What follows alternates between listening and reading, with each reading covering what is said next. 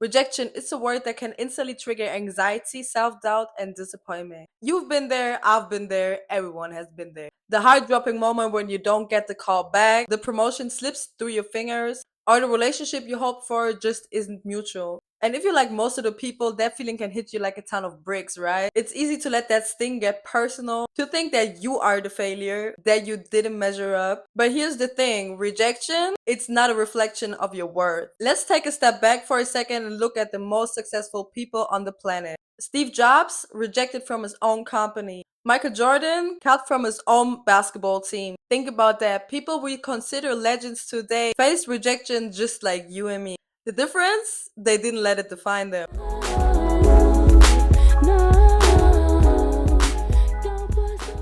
Hello guys, my name is Julz, and in today's video we're going to talk about something that everyone faces but not everyone handles well. Rejection. We're going to flip the script on how you think about rejection. And by the end of this video, you'll not only see rejection in a new light, but you'll have actionable steps to take when it happens, so you can keep moving forward with your head held high. First step is change your perspective. The first and most important step in handling rejection is to change the way you look at it. Most of us, when faced with rejection, tend to take it personally. We think I wasn't good enough or I failed. These thoughts chip away at our confidence. But what if we can flip that thinking? Instead of seeing rejection as a personal failure, what if we saw it as a redirection? Often rejection is simply life nudging you in a different direction. Maybe it wasn't the right fit, maybe the timing was off, or maybe it's a sign that there's something even better for you. Expand on learning opportunities. Think about the lessons you can extract from this experience. Ask yourself questions like, what can I improve, or was there something beyond my control here? When you approach rejection with curiosity, it becomes less about the pain of the moment and more about growth. It becomes a step forward rather than a step back. Over time, the shift in perspective will make you more resilient. You'll start to see rejection as feedback, not a final verdict. Personal anecdote. For example, I remember when I applied for a job and got hired real quick.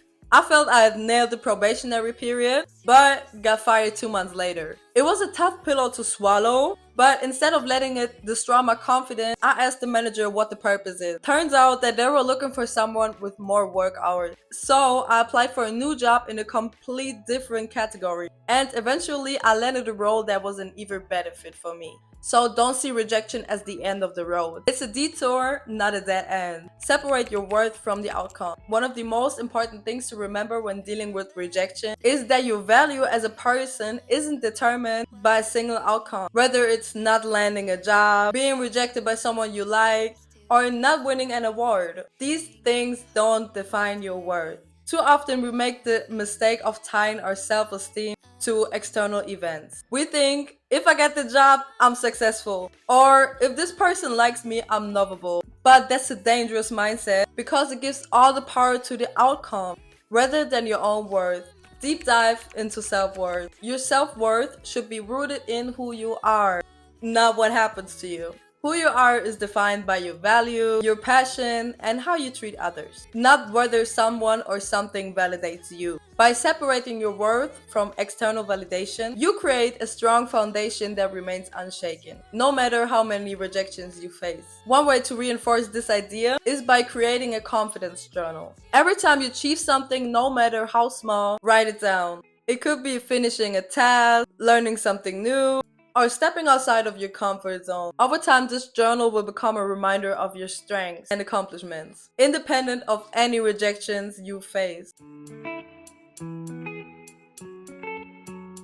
Normalize rejection. Rejection is a universal experience. No matter how successful someone appears, at some point, they faced rejection, and usually more than once. Oprah was fired from her early jobs as a news anchor because she was told she didn't have the right look. Steve Jobs was famously fired from the company he founded. And J.K. Rowling's manuscript for Harry Potter was rejected by 12 different publishers before it finally got accepted. These are just a few examples, but the list goes on. The point is, rejection happens to everyone. And it doesn't mean that you are not good enough. In fact, many successful people will tell you that rejection was the best thing that ever happened to them. Why? Because it forced them to reflect and push themselves in ways they might not have if they hadn't been rejected. Every time you face rejection, you join in the ranks of people who didn't let it stop them. Instead, they used it as motivation to keep going. So what's the time when you face rejection that ended up leading to something better?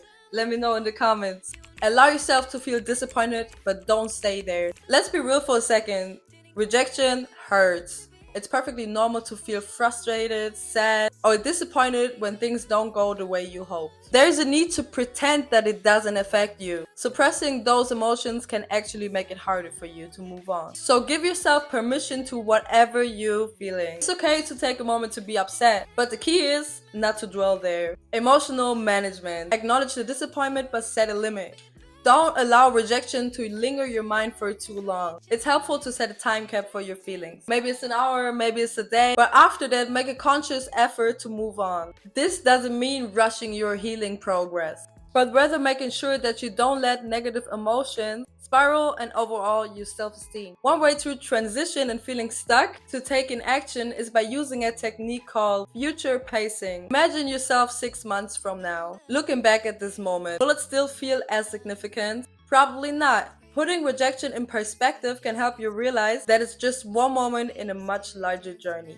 Focus on the bigger picture. When rejection happens, it's easy to focus on the immediate sting of the moment. You have long-term goals, dreams, and aspirations that aren't defined by the single moment. Think of rejection as a temporary setback, not a permanent roadblock. Every rejection is part of your story. And when you look back one day, you'll realize it was just a small chapter in your much bigger narrative. So remember, you are bigger and more important than any rejection you face. Keep pushing forward, keep learning, and never stop believing in your potential. If this video gave you a new perspective on handling rejection, don't forget to give it a thumbs up, share it with someone who needs encouragement, and subscribe for more content on personal growth, motivation, and confidence. Thank you for watching. Remember, rejection doesn't define you.